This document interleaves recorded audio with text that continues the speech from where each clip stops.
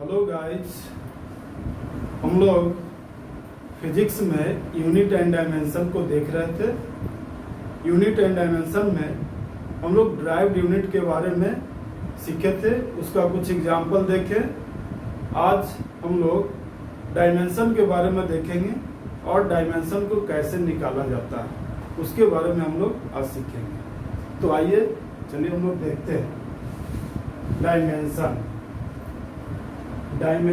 are the power to which fundamental quantity must be raised to represent a physical quantity। यानी physical quantity पर जो power होगा, physical quantity पर जो power होगा उसको ही हम लोग डायमेंशन बोलते हैं। जो फिजिकल क्वांटिटी पर पावर होगा उसको हम लोग क्या बोलेंगे? डायमेंशन। यहाँ लिखा हुआ देखिए, dimension are the power to which fundamental quantity must be raised to represent से फिजिकल क्वांटिटी। और या हम लोग बोल सकते हैं dimension are the power given to represent a physical quantity. जैसे मास है, मास के लिए हम लोग क्या इंडिकेट करेंगे, इसको क्या रिप्रेजेंट करेंगे?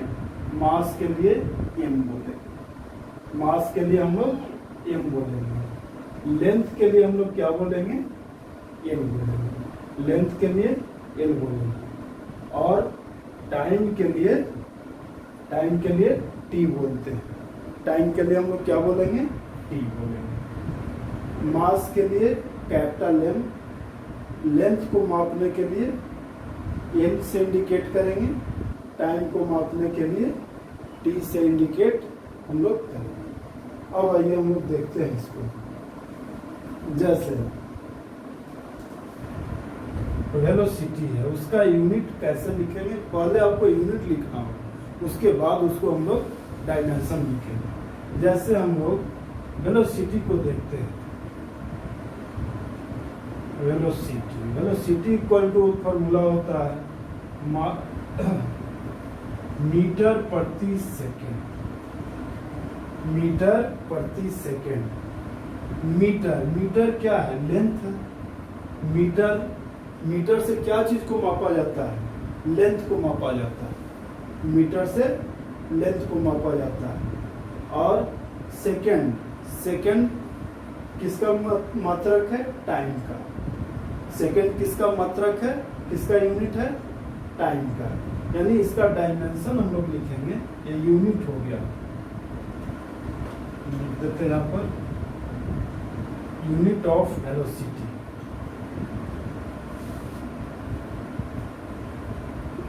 Unit of velocity equal to metre प्रति सेकेंड। उसी तरह इसका डायमेंशन जब हम लोग लिखेंगे, डायमेंशन इक्वल टू हो जाएगा मीटर यानी कि ये किसका यूनिट है? लेंथ का, इसको m बोलेंगे। और सेकेंड टाइम का यूनिट है, इसलिए इसको हम लोग t बोलेंगे। t को हम लोग ऊपर ले जाएंगे, क्या लिख सकते हैं इसको? l t पर पावर माइनस होगा। इस तरह से इसका यूनिट हो जाएगा आपका l। इसको ऐसे भी लिख सकते हैं हम लोग m पर पावर 0, l t पर पावर माइनस होगा, ऐसा लिख सकते हैं। m पर पावर 0 मीन्स क्या हो जाता है? किसी भी चीज पर पावर 0 वो 1 होता है। यानी हम लोग ऐसे इसको रिप्रेजेंट कर सकते हैं। अब सेकेंड हम लोग देखते हैं, डिफिनेशन को मिटा देते हैं क्योंकि जगह नहीं है इस पर बोर्ड पर।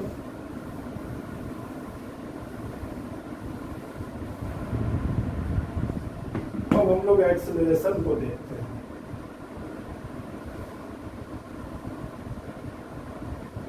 एक्सेलरेशन का यूनिट क्या हो जाएगा? तो मीटर प्रति सेकेंड स्क्वायर होगा। इसका डायमेंशन यदि लिखे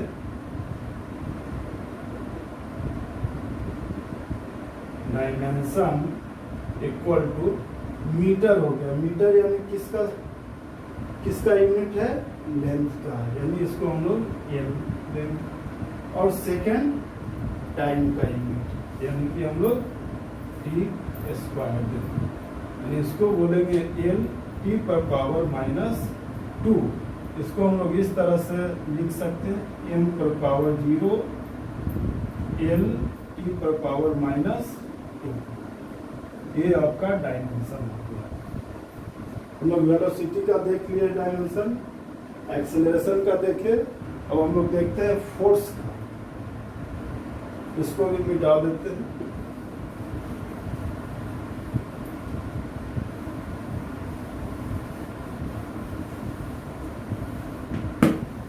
फोर्स का देखते हैं। Force equal to mass into acceleration होता है, मास इंटू एक्सेलरेशन। एक्सेलरेशन को शॉर्ट में हम लोग इस तरह से लिख सकते हैं, A+C पर पावर n, ऐसा करके हम लोग एक्सेलरेशन को लिख सकते हैं। मास का यूनिट क्या होता है? kg, मास का यूनिट kg, और इस एक्सेलरेशन का मीटर प्रति सेकेंड स्क्वायर। इसका डायमेंशन को हम लोग लिखते हैं, कैसे लिखेंगे? डायमेंशन मास, केजी जो है किसका मात्रक है? मास का। तो मास के लिए क्या बोले थे? एम लिखना है, और ये मीटर है यानी ये लेंथ के लिए, टाइम ये सेकेंड टाइम के लिए, यानी हम लोग बोलेंगे एम एल टी पर पावर माइनस 2, यानी फोर्स का आपका डायमेंशन कुछ ऐसा निकलते हैं। उसी तरह से हम लोग वर्क का निकालते हैं। Work equal to F dot S होता है, एफ डॉट एस होता है। इसको ऊपर से मिटा रहे हैं।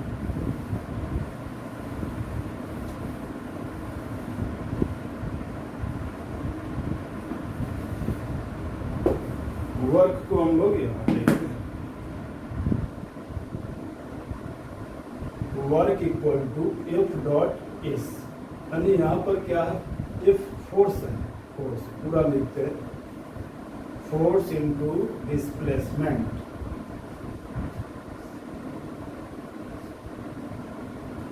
डिस्प्लेसमेंट फोर्स का यूनिट क्या होता है? अभी हम लोग देखे हैं।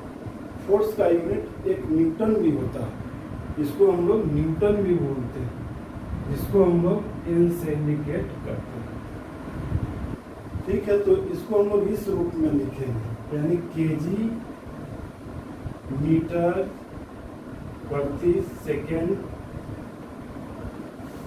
स्क्वायर, और डिस्प्लेसमेंट को क्या बोलेंगे? मीटर। और इसका डायमेंशन लिखना हो, कैसे लिखेंगे उसको देखते हैं।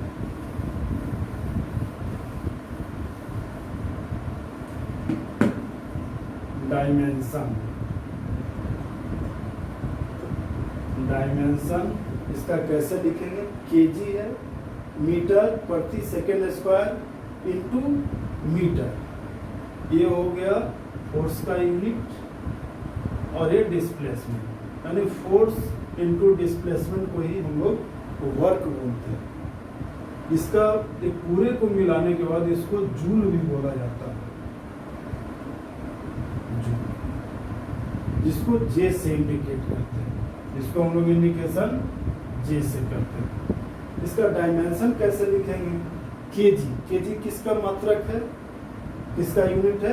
तो मास का। मीटर लेंथ के लिए, divided by T square second time के लिए, यहाँ इंटू मीटर है, इंटू मीटर, मीटर एल के लिए। यानी इसको हम लोग सोल्व करेंगे तो एम एल स्क्वायर, टी को ऊपर ले जाएंगे माइनस, यानी ये आपका वर्क का डायमेंशन आ गया।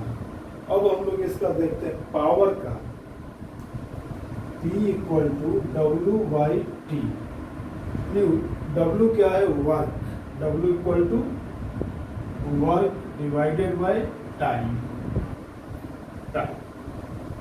चलिए वर्क को हम लोग देखते हैं। वर्क का यूनिट क्या था तो हम लोग ये देख चुके थे। जूल पर सेकंड भी बोल सकते हैं। जूल पर सेकंड नहीं बोलना चाहते तो हम लोग पूरे का पूरा लिखेंगे। यानी कि यदि मैं ये भी भूल गया तो फिर क्या करूँगा, कैसे लिखूँगा, मेरे को ये याद नहीं है ये टर्म, तो मैं इसको भी तोड़ूंगा, इसको भी सिंप्लीफाई करूँगा। यानी वर्क इक्वल टू होता है F dot S divided by time. और फोर्स का भी हमको याद नहीं है, फोर्स का भी यूनिट हम लोग को याद नहीं है, तो फोर्स को भी सिंप्लीफाई करेंगे। यानी फोर्स को क्या लिखते हैं? मास इंटू एक्सेलरेशन। ये में एस हो गया डिवाइडेड बाय टाइम। अब देखो यूनिट सबका अब लिखते हैं। यूनिट क्या होगा? तो यहाँ पर मास है, मास के लिए केजी, एक्सेलरेशन के लिए मीटर प्रति सेकेंड स्क्वायर, ये डिस्प्लेसमेंट है, एस यहाँ पर क्या है? एस डिस्प्लेसमेंट है, डिस्प्लेसमेंट के लिए मीटर, और डिवाइडेड बाय टाइम के लिए सेकेंड। यानी हम लोग इसको लिखेंगे P इक्वल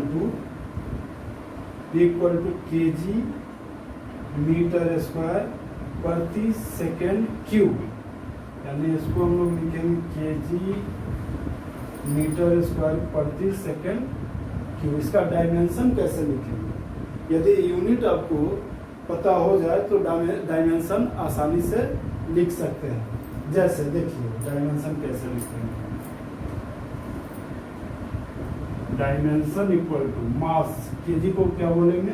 एम, क्योंकि ये मास का यूनिट। ये मीटर, मीटर किसका? लेंथ का यूनिट एम पर पावर 2, और divided by second, second Q, second पर पावर क्यू, तो टी पर पावर क्यू देंगे। इसको सोल्व करेंगे, एम एल स्क्वायर टी पर पावर माइनस क्यू। ये वैल्यू आपका वर्क